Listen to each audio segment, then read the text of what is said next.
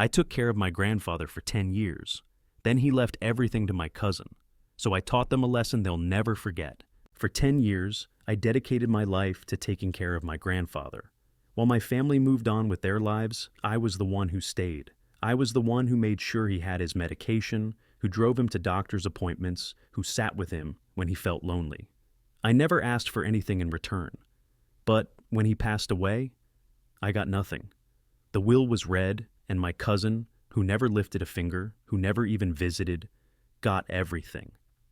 "You have your own life," my grandfather had supposedly written. "Your cousin needs this more than you do." I was stunned. I had given up everything for him, my career, my social life, my personal freedom, and yet, in the end, I was discarded. My cousin laughed in my face. Guess Grandpa knew who really deserved it. He thought he had won.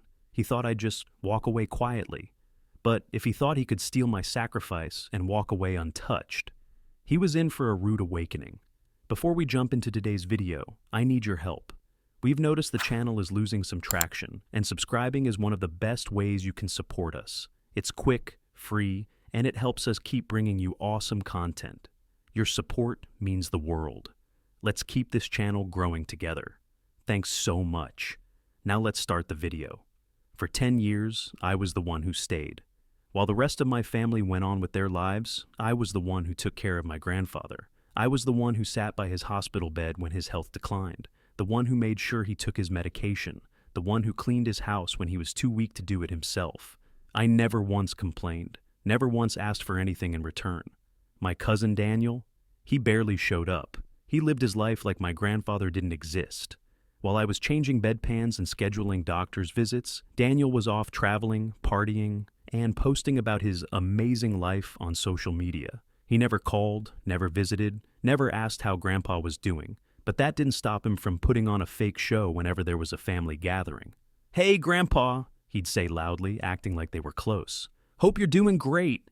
He'd pose for a quick picture, post it online with a heartfelt caption, and then he'd disappear again. I saw through it, everyone did, but I never said anything because in my mind, it didn't matter. I wasn't taking care of Grandpa for an inheritance. I was doing it because he raised me, because he was family, because I loved him. And then, the will was read. I sat in the lawyer's office, expecting nothing more than a fair split.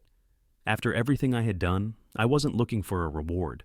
I just thought Grandpa would acknowledge me, would show me that he saw everything I had given up for him.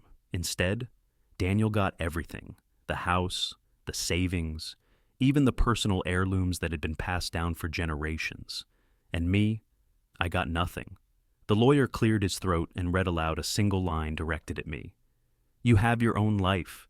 Your cousin needs this more than you do." I felt numb. "Daniel," he smirked. "Guess Grandpa knew who really deserved it," he said, leaning back in his chair like he had just won some kind of prize. I clenched my fists, forcing myself to stay calm. After everything I had done, after 10 years of sacrifice, after giving up my career, my personal life, my freedom, he left me with nothing. I could have walked away. I could have let Daniel take everything and convince himself he had won. But if he thought he could steal my sacrifice and walk away untouched, he was about to learn just how wrong he was. I walked out of that lawyer's office in a daze. 10 years. 10 years of putting my life on hold, of making sure my grandfather had everything he needed, of doing the work no one else wanted to do. And in the end, I was discarded like I never mattered. Daniel, on the other hand, he was gloating. As we stepped outside, he turned to me with that smug grin still plastered across his face. "Hey, no hard feelings, right?" I clenched my jaw so hard it hurt. "No hard feelings?" I repeated, my voice dangerously calm. "Yeah, I mean, you got your own life, right?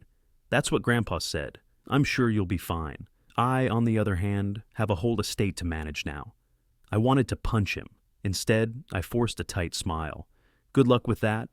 Because what Daniel didn't realize, the house wasn't just an asset, it was a responsibility.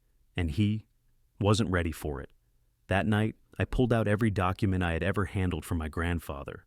Medical bills, property tax records, utility payments, repairs, everything. See, Daniel thought he had just inherited a free house and a pile of money, but in reality, He had inherited a financial disaster. The house was old, expensive to maintain, and still had outstanding property taxes that Daniel didn't even know about. My grandfather had barely scraped by in the last few years, and while I had done everything I could to keep things in order, there was no hiding the fact that the house was a money pit. And now, it was Daniel's problem. I didn't have to do anything. I just had to wait. Sure enough, within a few weeks, the cracks started showing. Daniel, who had been flaunting his new life on social media, taking pictures of himself in front of the house, talking about how blessed he was, started panicking. First, he realized that owning a house wasn't just about taking pictures in front of it. The first round of bills hit him like a truck: utilities, maintenance costs, and the overdue taxes that he had conveniently ignored. Then, the plumbing failed.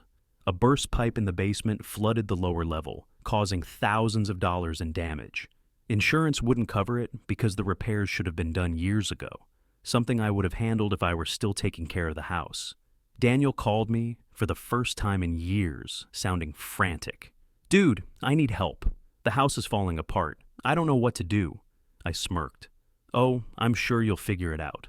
After all, Grandpa knew you'd do the right thing, right?" He let out a frustrated breath. "Come on, man. You know how to deal with this stuff. Just tell me what to do." I leaned back in my chair. "I don't think so. You wanted everything for yourself. Now you get to deal with everything yourself." He stammered. I didn't realize how much work it was." "No, you didn't," I said coldly. "And that's exactly why Grandpa should have never trusted you." I hung up. Because now. The lesson had only just begun. The days passed, and Daniel's life started falling apart. At first, he still tried to keep up the illusion. His social media posts bragging about his new estate continued.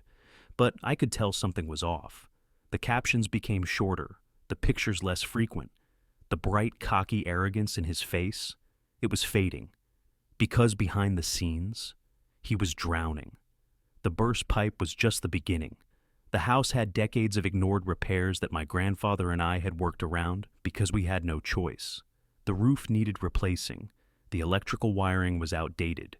The heating system barely functioned in the winter. And now, all of it was Daniel's problem. Then came the money problems. See, my grandfather hadn't been sitting on some massive fortune. There was some money left, but nothing close to what Daniel assumed. He must have thought he had won the lottery when he inherited everything. But when he actually looked at the accounts, reality hit him like a train. The money was draining fast. He called me again, and this time there was no arrogance in his voice. "Hey man, I think I need to sell the house."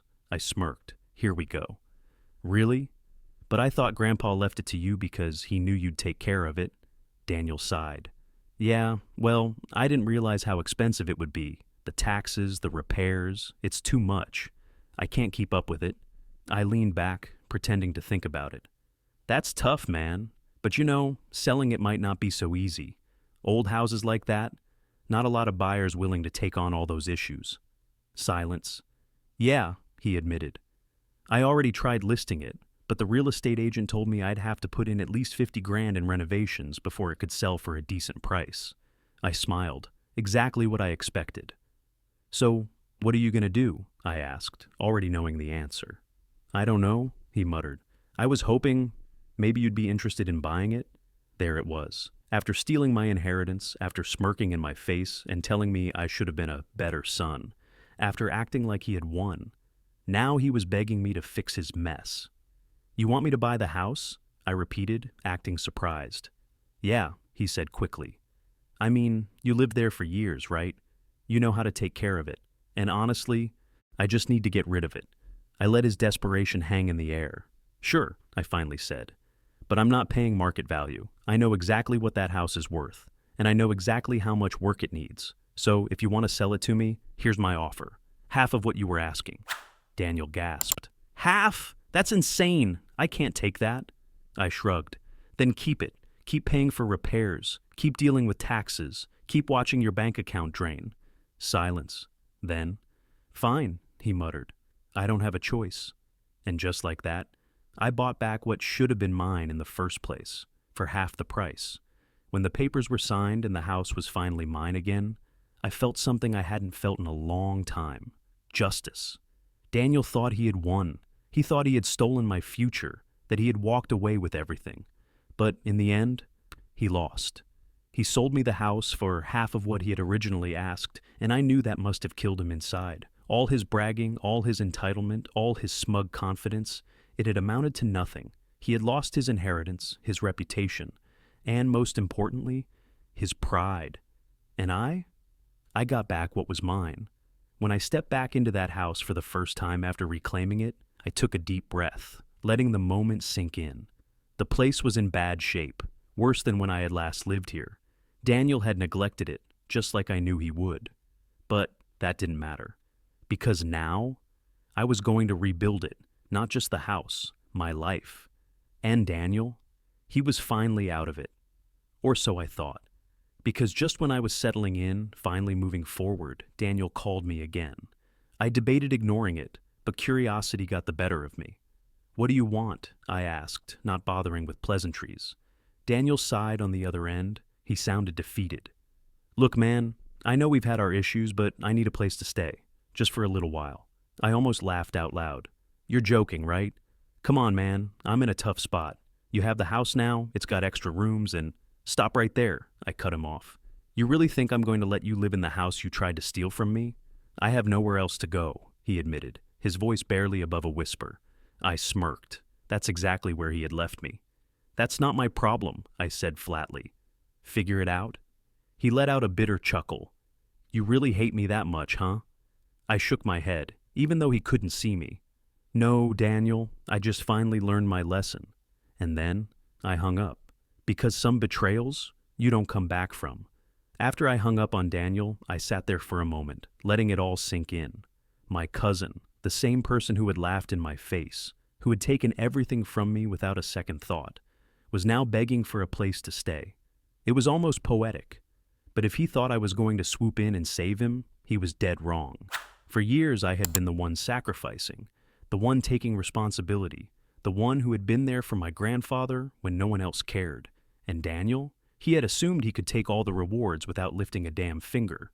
But now, he was broke, homeless, completely abandoned by the same people he had tried so hard to impress. And the only person left who could have helped him was me. But I wasn't about to bail him out. Instead, I turned my focus back to the house. My house. The place that my grandfather had called home. The place I had poured my time and effort into maintaining before it was stolen from me. The place I had just bought back for half its worth. The first thing I did was start fixing it up. Daniel had let it fall apart while he was busy pretending to be some kind of rich heir. Leaks in the ceiling, cracks in the walls, junk piled up in the garage from his failed attempts at selling off my grandfather's belongings. I rolled up my sleeves and got to work. Every repair, every coat of fresh paint, every single thing I did felt like taking back a piece of what was stolen from me. I didn't rush. I took my time, savoring every moment of reclaiming what should have been mine in the first place. Meanwhile, Daniel's life continued to spiral. I started hearing things through mutual friends. He had burned through what little money he had left from selling off smaller assets. The people he had once bragged to, they wanted nothing to do with him. He had no place to stay, no job, no backup plan. And for the first time in his life, no one to manipulate. Then, one evening, as I was finishing up some work on the house, I saw him again. He was standing across the street, watching me. He looked different. Not the same cocky, well-dressed guy who had sat in the lawyer's office grinning while I got nothing. He looked tired. His clothes were wrinkled, his hair unkempt, his usual smug confidence completely gone. I leaned against the porch railing, crossing my arms. "What do you want, Daniel?" He hesitated, shoving his hands in his pockets. "I just wanted to see the house." I raised an eyebrow. "You mean the house you lost? The one you threw away because you were too busy feeling superior to the guy who actually took care of Grandpa?" His jaw clenched, but he didn't argue. "Yeah," he admitted, his voice quiet. I messed up. I let his words hang in the air. "Yeah, you did." He looked away, staring at the ground. "I know you're not going to let me stay here," he finally said. "I wouldn't either if I were you. I don't know, I guess I wanted to say I was wrong." I watched him for a long moment. "And?" I asked. And I'm sorry. The words sounded foreign coming from him, forced maybe. Or maybe, for the first time, they were real. But I wasn't about to erase everything he had done just because he finally realized he had destroyed himself. "That's nice, Daniel," I said evenly, "but an apology doesn't change the past." He swallowed hard, nodding. "I know." For the first time, he looked like he really did. But that didn't mean I was going to give him a second chance. Because some lessons, you have to learn the hard way. And Daniel, he had finally learned. Daniel stood there for a long time, shifting on his feet like he wasn't sure what to say next. The smugness, the entitlement, all of it was gone. In its place was just a man who had finally been forced to face the consequences of his actions. But that didn't mean I was about to let him off the hook. I leaned against the porch railing, keeping my expression neutral. "So, what now?" He let out a hollow laugh, shaking his head. "Hell if I know." For a moment, neither of us spoke. There was too much history, too much damage, too much betrayal to just pretend like we could go back to how things used to be. "I really thought I had it all figured out," Daniel admitted finally. "I thought money would just fix itself, that I could live off what Grandpa left me and never have to work a day in my life." I exhaled, shaking my head. "That's the problem, Daniel. You always thought everything would just be handed to you. You never put in the work. You never showed up when it mattered." He swallowed hard, nodding. "I see that now." I could tell that he meant it. But it didn't change the fact that he had looked me in the eye and told me I was worth nothing, that he had taken everything without a second thought. "So, what do you expect me to do with that?" I asked bluntly. He hesitated. "I don't know, I guess. I just wanted to say it, to tell you that I get it now." I studied him for a moment, trying to decide if I really believed him. "Good," I said finally. "Now, figure out what you're going to do next, because I'm not fixing your mess for you." Daniel nodded, rubbing his hands together. He looked back at the house that could have been his if he had just been a decent person. "I don't deserve a second chance, do I?" he asked, his voice quiet. I sighed. "I don't know, Daniel. But I do know you're not getting one from me." He didn't argue. He didn't beg. He just nodded. "Fair enough." And with that, he turned and walked away. I watched him go, wondering if this was the last time I'd ever see him. Maybe it was, but even if it wasn't, even if our paths crossed again someday, I knew one thing for sure. I didn't need closure from him. I had already won. Because Daniel, he was finally alone. And me, I had everything I needed. The days passed, and Daniel disappeared from my life.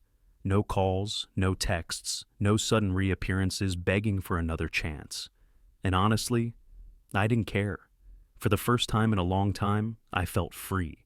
No more resentment, no more anger eating away at me, no more wondering if I would ever get justice. Because in the end, I already had. I had the house. I had a life I built for myself.